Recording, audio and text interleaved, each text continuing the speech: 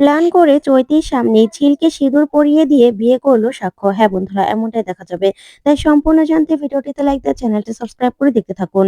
নতুন পর্বে দেখা যাবে সাক্ষ্যকে ওর মা বলে, সাক্ষ্য তুই না আর ওসব কথা একদম ভাববি না, নতুন জীবনে পা রাখতে চলেছিস।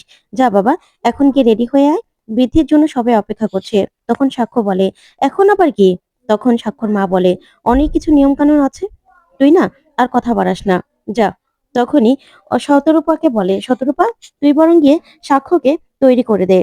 তখনই সেখানে সাক্ষর কাকিমণি চলে আসে, আর ওরাই ওরাই সাক্ষ্যকে সেখান থেকে নিয়ে চলে যায়।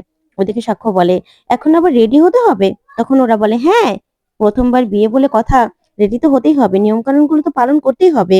এই বলে ওরা নিয়ে যায়। অন্যদিকে ঝিলের বন্ধুরা বধূর বেশি সাজাতে থাকে।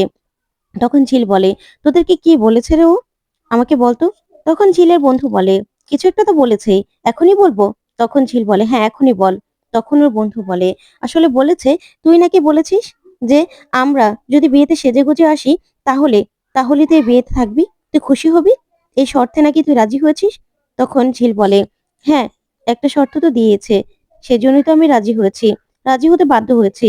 তখনই সবাই বলে, আচ্ছা ঝিল, এরকম একটা শর্তে তুই রাজি হলি কি করে বলতো?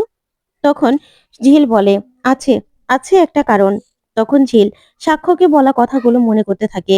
ওইদিকে ঝিলের এক বন্ধু বলে, দেখ, আমাদের গানের দলটা তো ভালোই চলছিল, আর ও তো বলেছে আমাদেরকে গিফট করেছে, আর তুই নাকি ওখানেই থাকবি, তুই এখান থেকে আর কোথাও যাবি না। তখন ঝিল বলে, কে বলেছে, কে বলেছে তোদের এই কথা? তখন ঝিলে বন্ধু বলে, হ্যাঁ, সাক্ষ্যতাই তো বললো। আচ্ছা ঝিল, তুই এরকম একটা শর্তে কেন রাজি হয়েছিস সেটাই তো বুঝতে পারছি না। ওইদিকে সাক্ষ্য মনে মনে ভাবতে থাকে যে ঝিলকে ও বিয়ে করবে, চৈতিকে ও কিছুতে বিয়ে করবে না। তো বন্ধুরা, কেমন লাগলো আজকের আপডেট, কমেন্ট করে জানাও। ধন্যবাদ।